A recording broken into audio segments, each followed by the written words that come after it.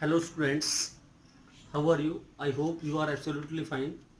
Now this is the lecture number 20 of first unit electrostatic, in which we study about the capacitor, insulator and dielectric. This is the chapter, last chapter यानी कि fourth chapter is capacitor. We discuss about or start about the chapter of capacitor. First of all, we study what is conductor, insulator and semiconductor. तो देखिए बच्चों, जैसे कि हम सभी जानते हैं कंडक्टर क्या होता है। जितनी भी हमारी मेटल्स हैं, all the metals are good conductor of electricity. जो कंडक्ट होती है वो हमारी मेटल्स होती हैं, सभी मेटल्स गुड कंडक्टर हैं।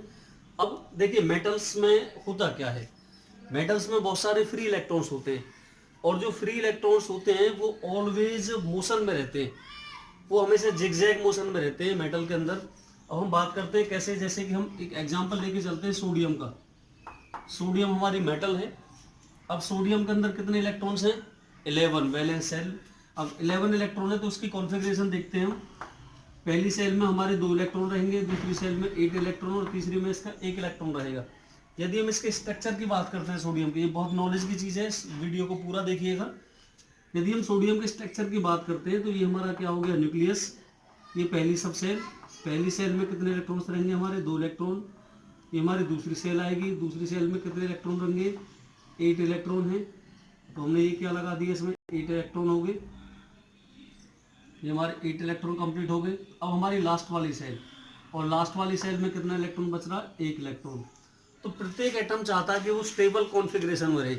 तो अपनी स्टेबल कॉन्फ़िगरेशन को मेंटेन करने के लिए वो क्या करेगा, आउटर मोस्ट सेल में अपने फुलफिल्ड करने की कोशिश करेगा इलेक्ट्रॉनों को। तो फुलफिल्ड के लिए क्या करेगा, ये 1 इलेक्ट्रॉन को रिमूव कर देगा। रिमूव करने का मतलब ये जो इलेक्ट्रॉन है ये क्या हो जाएगा हमारा? फ्री। इसकी जो बॉन्डिंग है न्यूक्लियस के साथ वो वीकली बाउंड है, ये बहुत हल्के से जुड़ा हुआ है, तो ये क्या कर देगा, फ्री कर देगा इसको। और जैसे ही हमारा ये इलेक्ट्रॉन फ्री होगा तो ये क्या हो गया, इसका न्यूक्लियस के साथ बॉन्डिंग खत्म। अब इसका न्यूक्लियस से कोई अट्रैक्शन नहीं है इस एटम से। ऐसे बहुत सारे जो एटम रहेंगे, फ्री एटम किसी भी मेटल शीट के अंदर, वो हमारा क्या बनाते हैं, करंट का कॉज बनाते हैं, उनसे ही हमारा करंट जनरेट होता है। अब जैसे हमने ये मेटल शीट ले ली कोई, this is a metal sheet. इसमें ये क्या दिखा दिए हमने, बहुत सारे आयंस यानी कि एटम्स दिखा दिए हमने बहुत सारे, दैट इज द एटम्स। और ये हमारे बीच बीच में ये क्या है, that is the free electrons. ये हमारे बहुत सारे फ्री इलेक्ट्रॉन्स इसके बीच में। अब होगा क्या, इलेक्ट्रॉनों की डिफरेंट डिफरेंट डायरेक्शन रहती है, ये आपस में कोलाइड करते हैं। ये दूसरे एटम से भी करते हैं, इलेक्ट्रॉनों से भी करते हैं, इसकी वॉल से भी करते हैं, कंप्लीट में कोलाइड करते रहते हैं। कोई इलेक्ट्रॉन इधर जा रहा है, कोई इधर जा रहा है, कोई इधर जा रहा है, सभी की जो डायरेक्शन है वो क्या रहेगी, डिफरेंट डिफरेंट। अब कॉज यहाँ एक कारण ये भी निकलता है, क्वेश्चन अराइज होता है, जब इलेक्ट्रॉन हर समय चलते रहते हैं मेटल के अंदर, तो विदाउट इलेक्ट्रिक फील्ड, विदाउट हमें इसका पोटेंशियल डिफरेंस दिए, इसमें करंट जनरेट क्यों नहीं होता मेटल में? यदि हम इसमें इलेक्ट्रिक फील्ड अप्लाई ना करें, किसी पोटेंशियल से इसको अप्लाई ना करें, तो इसमें करंट जनरेट क्यों नहीं होता? क्योंकि इलेक्ट्रॉन तो इसमें अभी भी मूव कर रहे हैं। तो इसका बेसिकली रीजन ये है कि जो different different direction, opposite direction होने की वजह से जो इसकी नेट हम ड्रिफ्ट वेलोसिटी निकालते हैं, इसकी एवरेज वेलोसिटी निकालते हैं, वो इसकी एवरेज वेलोसिटी 0 आती है। इसकी क्या आती है? 0, क्योंकि डिफरेंट डिफरेंट डायरेक्शन है, वो कैंसिल कर देते हैं एक दूसरे को। और जब इनकी हमारी एवरेज वेलोसिटी ही 0 हो जाती है, तो by which cause they can not generate the electric current without attaching A battery और ए पोटेंशियल डिफरेंस। तो ये हमारा बेसिकली कॉज हो गया मेटल शीट का। अब हम बात करते हैं कि इस कंडक्टर को यदि हम किसी मेटल को इलेक्ट्रिक फील्ड के अंदर रखें तो वो कैसे जनरेट कर देता करंट, कैसे अलाउ कर देता वन एंड से अनदर एंड के लिए।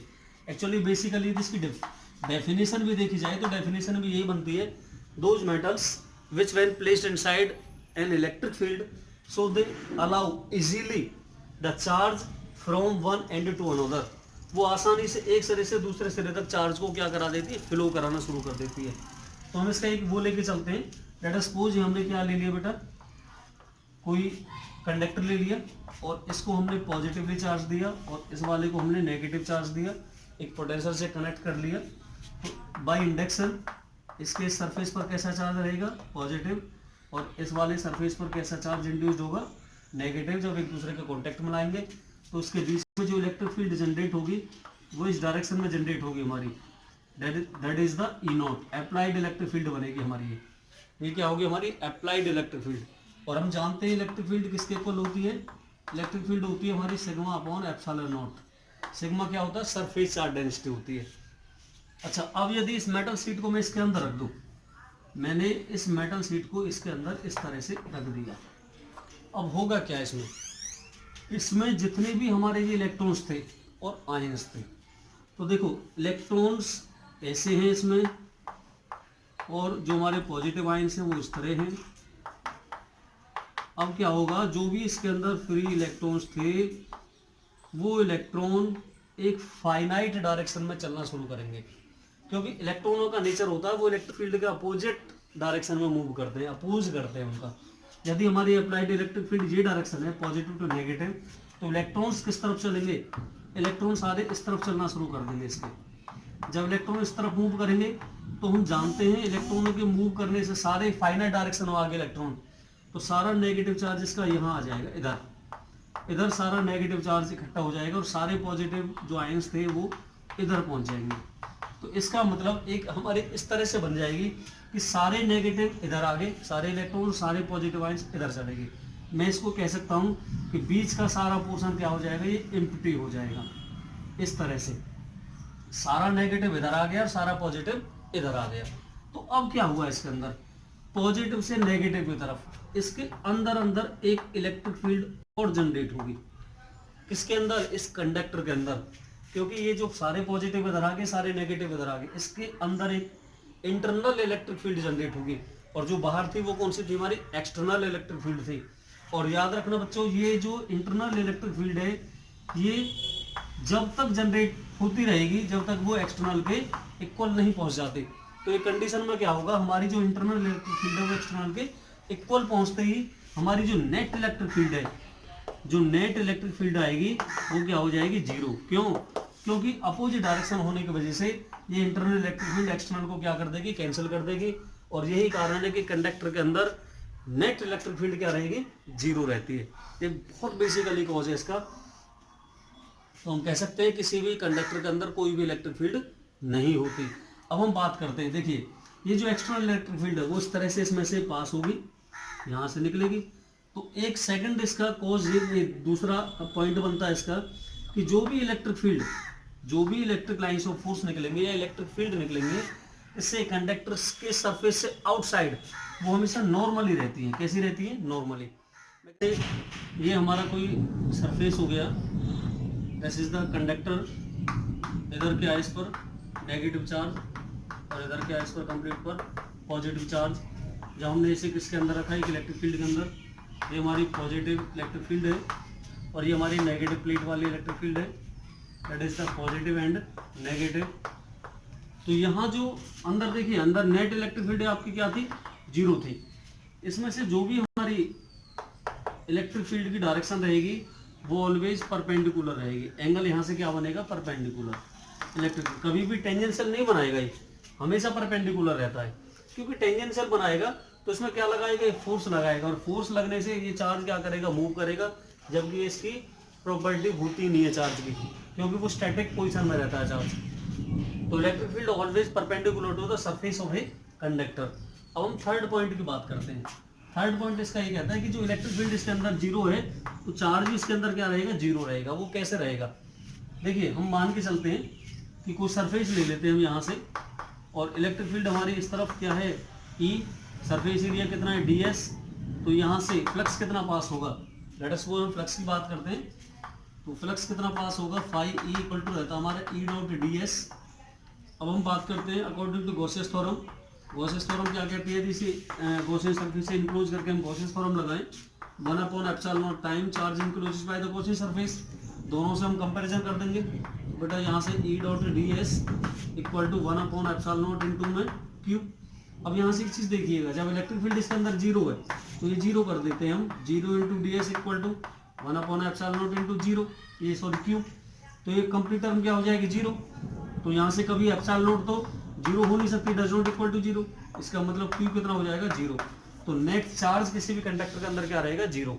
ध्यान रखना, नेट इलेक्ट्रिक फील्ड भी और नेट चार्ज दोनों ही हमारे क्या रहते हैं इसके अंदर, जीरो रहते हैं। ये हमारी क्या है, थर्ड प्रॉपर्टी आ गई इसकी कंडक्टर की। अब हम बात करते हैं फोर्थ की। फोर्थ हमारा जो पॉइंट है, बहुत इंपॉर्टेंट पॉइंट है, वो ये है हमारा कि किसी भी कंडक्टर के थ्रू आउट द सरफेस जो पोटेंशियल रहता है वो क्या रहेगा हमारा, कांस्टेंट। पोटेंशियल क्या रहेगा, कांस्टेंट। तो हमारा फोर्थ पॉइंट ये है, the potential within the surface of a conductor always constant, always constant, हमेशा क्या रहता है, वो कांस्टेंट रहता है। कैसे, देखिए एक हमारा फॉर्मूला हम जानते हैं, electric field as a gradient of electric potential, negative of the gradient of electric potential, यानी कि पोटेंशियल पर यूनिट लेंथ हमेशा रहती है इलेक्ट्रिक फील्ड के बराबर। ये नेगेटिव साइन ये दिखा रहा है, यदि हमारा इधर इलेक्ट्रिक फील्ड इंक्रीज हो रही है तो इधर हमारा पोटेंशियल इंक्रीज होगा, पोटेंशियल इंक्रीज, यानी कि इलेक्ट्रिक फील्ड की डायरेक्शन में पोटेंशियल डिक्रीज करेगा। पोटेंशियल और इलेक्ट्रिक फील्ड दोनों एक दूसरे के अपोजिट इंक्रीज करते हैं, तो ये नेगेटिव साइन दिखाता है। यदि हम डायरेक्शन को हटा दें, टेकिंग ओनली मैग्नीट्यूड, तो कितना हो जाएगा, dv ओवर dr। हम जानते हैं बेटा इलेक्ट्रिक फील्ड कितनी रहती है, जीरो रहती है कंडक्टर के अंदर, तो इलेक्ट्रिक फील्ड जीरो कर देते हैं इनसाइड द कंडक्टर, तो dv ओवर dr इम्प्लाइड है, जीरो हो जाएगा इधर, dv कितना हो गया, जीरो। अब dv इक्वल टू जीरो का मतलब क्या है, dv का मतलब है चेंज ऑफ पोटेंशियल। जब पोटेंशियल में चेंज जीरो है, इसका मतलब पोटेंशियल में कोई चेंज नहीं है, और कोई चेंज नहीं है तो पोटेंशियल क्या है, कांस्टेंट है हमारा। तो ये हमारी मेन फोर्थ प्रॉपर्टी हो जाती है। अब हम बात करते हैं फिफ्थ प्रॉपर्टी की। तो हमारी जो फिफ्थ प्रॉपर्टी है बहुत इंपॉर्टेंट है, वो ये बताता है हमारा फिफ्थ पॉइंट कि कभी भी जो हमारी इलेक्ट्रिक फील्ड है वो प्रोपोर्शनल रहती है। फिफ्थ पॉइंट है, electric field is always proportional to the surface charge density. इसके सरफेस चार्ज डेंसिटी, जो इसके सरफेस पर सरफेस चार्ज डेंसिटी रहेगी उसके प्रोपोर्शनल रहती है हमारी क्या, इलेक्ट्रिक फील्ड, यानी कि इज प्रोपोर्शनल टू सिग्मा। ये चीज हमारी कैसे बताएंगे हम इसे, देखिए इस सरफेस से कितना फ्लक्स पास होगा, phi equal to E dot d S, ये हम जानते हैं बहुत अच्छे से। अकॉर्डिंग टू गॉसेस फॉर्म क्या रहता है, फाई इक्वल टू 1/एप्सिलॉन टाइम, जितने वो चार्ज को इंक्लूड कर पाता है। ठीक है बच्चा, हम जानते हैं बेटा सिग्मा क्या होती है हमारी, surface charge density, sigma be the surface charge density which is equal to charge per unit surface, charge per unit surface कितना होगा, ds। यदि यहाँ से मैं q निकालूं बेटा तो सिग्मा इंटू ds हो जाएगा। अब यहाँ से q की वैल्यू रख देते हैं हम, तो फाई ई कितना हो जाएगा, 1/एप्सिलॉन इंटू में सिग्मा इंटू ds। इन दोनों इक्वेशनों को कंपैरिजन कर दो, फाई फाई बराबर है, तो बेटा यहाँ से ई डॉट ds कितना हो जाएगा, 1/एप्सिलॉन इंटू सिग्मा इंटू ds। देखिए ds से ds कैंसिल, तो इलेक्ट्रिक फील्ड हमारी कितनी आ गई, सिग्मा के इक्वल आ गई, सिग्मा अपॉन एप्सिलॉन नॉट। अब एप्सिलॉन नॉट का तो कोई रोल होता नहीं है यहाँ पर, तो इसका मतलब electric field is directly proportional to surface charge density, क्योंकि ये तो हमारा मीडियम के लिए आता है। तो इलेक्ट्रिक फील्ड किसके प्रोपोर्शनल है, सरफेस चार्ज डेंसिटी के प्रोपोर्शनल। ये हमारे 5 पॉइंट थे, बहुत इंपॉर्टेंट थे कैपेसिटर के, सॉरी कंडक्टर के लिए। अब हम बात करते हैं इंसुलेटर की। इंसुलेटर क्या होते हैं, देखिए those substance which were placed inside the electric field, so they do not allow the electric current through one end to another easily। एक सिरे से दूसरे सिरे तक आसानी से वो करंट को पार नहीं करते, वो क्या रहते हैं हमारे, इंसुलेटर रहते हैं। तो इंसुलेटर तो आप सभी जानते हैं, इंसुलेटर क्या है, दो सब्सटेंस, डेफिनेशन अगेन रिपीट कर रहा हूं मैं, दो substance which when placed inside the electric field so they do not conduct the current, वो करंट को अपने में से पार नहीं कर पाते हो, वो हमारे क्या रहते हैं, इंसुलेटर रहते हैं। अब देखिए इंसुलेटर का एग्जांपल हम कौन कौन से ले सकते हैं, जैसे कि रबर है, प्लास्टिक है, ट्राईवुड है, और आपका क्या हो गया, आपका गिलास है, बहुत सारे, ये सभी क्या है, इंसुलेटर का एग्जांपल है। अब मोस्ट इंपोर्टेंट आता है हमारा डाइलेक्ट्रिक। नेक्स्ट क्या हमारा, डाइलेक्ट्रिक। डाइलेक्ट्रिक एक तरह के इंसुलेटर होते हैं, फर्क क्या है, dielectric are such type of insulator in which when they are placed inside a electric field, जब हम इसको किसी इलेक्ट्रिक फील्ड के अंदर रखते हैं तो ये डाइलेक्ट्रिक क्या कर लेते हैं, अपने चारों तरफ चार्ज को रिसाइड कर लेते हैं, इधर यहाँ नेगेटिव आ जाएगा और इधर कौन सा आ जाएगा, पॉजिटिव आ जाएगा। ये हमारा डाइलेक्ट्रिक बन जाता है। क्या बनता है, डाइलेक्ट्रिक। कि जब भी हम किसी डाइलेक्ट्रिक सब्सटेंस को किसी इलेक्ट्रिक फील्ड के अंदर रखते हैं तो charges are resided over surface. जो हमने इलेक्ट्रिक फील्ड के अंदर रख दिया है इंसुलेटर को, ये क्या है, इसमें इलेक्ट्रॉन्स क्लोजली बाउंड है, तो आसानी से इलेक्ट्रॉन, ये फ्री नहीं है, जब फ्री नहीं है तो इलेक्ट्रॉन थोड़े से खिसकेंगे, ये इलेक्ट्रॉन नेगेटिव नेगेटिव इधर आ जाएगा, पॉजिटिव पॉजिटिव इधर चला जाएगा। किसके अंदर, अपने सेल के अंदर, ये बाहर नहीं जाएंगे, तो सारे जो इलेक्ट्रॉन्स हैं वो इधर आ जाएंगे, इधर खिसक गए, लेकिन अपने सेल में बाहर नहीं गए एटम से, ये फ्री नहीं है, इन्होंने न्यूक्लियस को छोड़ा नहीं है, और जो पॉजिटिव चार्ज है वो सारा लगभग इधर आ जाएगा। तो क्या हुआ यहाँ से कि जितने भी हमारे जो नेगेटिव नेगेटिव चार्ज हैं वो थोड़े से खिसक जाएंगे, नेगेटिव चार्ज थोड़ा इधर खिसक गया और पॉजिटिव चार्ज इधर, लेकिन ये क्या है, एटम के अंदर है, ये बाहर नहीं गए, ये फ्री नहीं हुए, तो यहाँ से क्या हो गया, रिसाइड कर जाता है जो हमारा चार्जेस है, रिसाइड ओवर द सरफेस, और ये हमारे क्या कहलाएंगे, डाइलेक्ट्रिक कहलाते हैं। क्या कहलाते हैं, डाइलेक्ट्रिक्स। अब हम बात करते हैं डाइलेक्ट्रिक, जैसे कोई आपने पढ़े हुए होंगे polar and non polar dielectric होते हैं, 12th क्लास में पढ़ेंगे हम, सॉरी आगे जा करके वो उसमें आते हैं, क्या नाम है, इसी में आएंगे, इसी में आगे चल करके डाइलेक्ट्रिक पोलर और नॉन पोलर। तो उसमें क्या है, थोड़ा सा सेपरेशन बन जाता है दोनों के बीच, सेपरेशन का मतलब डाइपोल मूवमेंट रखते हैं वो कुछ ना कुछ अपना। तो ये डाइलेक्ट्रिक क्या हो गया हमारे कि नेगेटिव और पॉजिटिव चार्ज क्या आ जाएगा, उसके सरफेस पर आ जाता है, और एक तरह के इंसुलेटर ही रहते हैं हमारे। डाइलेक्ट्रिक ड्यू टू पोलराइजेशन भी पढ़ते हैं हम इस तरह से, जैसे हमने इसको पॉजिटिव चार्ज दे दिया, नेगेटिव दे दिया, ये हमारे क्या हो गए, सारे पॉजिटिव हो गया, और ये क्या हो गया, हमारा सारा नेगेटिव हो गया। अब हमने इस तरह से किसी डाइलेक्ट्रिक स्लैब वगैरह को कुछ इसके अंदर रख दिया। हम जानते हैं डाइलेक्ट्रिक के अंदर इस तरह से रहते हैं हमारे पेयर, इस तरह से पेयर बने रहते हैं, लेकिन जैसे इलेक्ट्रिक फील्ड के अंदर रखे जाएंगे, पेयर का मतलब एक पॉजिटिव एक नेगेटिव ऐसे रहता है, जैसे इलेक्ट्रिक फील्ड के अंदर रखा तो ये क्या कर जाएंगे, बिल्कुल डायरेक्शन ले जाएंगे अपने, इस तरह से यहाँ पहुँच जाएंगे बहुत सारे, और बहुत सारे यहाँ रहेंगे, कुछ इसके अंदर रहेंगे इस तरह से, इस तरह से। तो इसका क्या करेंगे, देखिए नेगेटिव चार्ज इधर पहुंचेगा बेटा, पॉजिटिव इधर, negative positive negative positive negative positive negative positive, एक डायरेक्शन ले जाएंगे सारे, मतलब नेगेटिव चार्ज किस तरफ जाएगा, पॉजिटिव की तरफ, और पॉजिटिव चार्ज की तरफ जाएगा नेगेटिव की तरफ। ये हमारे सारे नेगेटिव पहुंच गए और ये साइड कौन सी होगी, पॉजिटिव। अब क्या होगा, देखिए ये जो हमारा पॉजिटिव है इस नेगेटिव से कैंसिल, ये इस तरह से कैंसिल होते चले जाएंगे अंदर, ये इससे कैंसिल, तो क्या बचेगा, इस तरफ सारा कैसा चार्ज बचेगा बेटा, पॉजिटिव, और इस तरफ क्या बचेगा, नेगेटिव। तो ये कंडीशन डाइलेक्ट्रिक कैसे आ जाएगी कि इस सरफेस पर कैसा चार्ज आ जाएगा बेटा, नेगेटिव, और इस सरफेस पर कैसा चार्ज आ जाएगा, पॉजिटिव, बीच वाला सारा चार्ज क्या हो जाएगा, कैंसिल हो जाएगा। तो ये हमारे क्या बन जाएंगे, डाइलेक्ट्रिक बनेंगे। क्या बनेंगे, डाइलेक्ट्रिक। और इसके अंदर क्या बनेगी, अब एक इलेक्ट्रिक फील्ड जनरेट होगी, और इलेक्ट्रिक फील्ड किस तरफ जनरेट होगी, पॉजिटिव से नेगेटिव। इस इलेक्ट्रिक फील्ड का नाम है ईपी, इसको बोलते हैं electric field due to polarisation. क्या बोलते हैं बेटा, electric field due to polarisation, polarisation. और जो हमने पहले पॉजिटिव नेगेटिव इलेक्ट्रिक फील्ड के अंदर रखा था, ये हमारी कौन सी थी, ई नॉट, इसे बोलते हैं हम अप्लाइड इलेक्ट्रिक फील्ड। क्या बोलते हैं बेटा, अप्लाइड इलेक्ट्रिक फील्ड। अब देखिए दोनों की डायरेक्शन क्या होगी, अपोजिट होगी। अप्लाइड इलेक्ट्रिक फील्ड हमारी इस तरफ है क्योंकि मेन हमारी पॉजिटिव नेगेटिव यहाँ है, लेकिन जो रिड्यूस्ड वैल्यू ऑफ जो electric field due to polarisation आएगी वो अपोजिट डायरेक्शन में आएगी। अब देखिए ये वैल्यू ज़्यादा है और ये वैल्यू कम है, तो नेट इलेक्ट्रिक फील्ड कितनी सेट हुई इसके बीच, इस रीजन में जो नेट इलेक्ट्रिक फील्ड बनेगी वो कितनी बनेगी, वो बनेगी हमारी बेटा ई, और वो कितनी रहेगी, applied electric field minus electric field due to polarisation.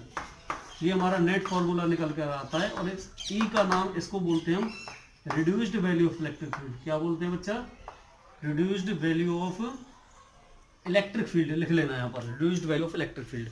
और ये क्या रहेगा हमारा, applied electric field minus electric field due to polarisation. तो यहाँ तक मैंने आपको क्या कराया है, डाइलेक्ट्रिक कराया है, आपको इंसुलेटर बताया और आपको कंडक्टर बताया है।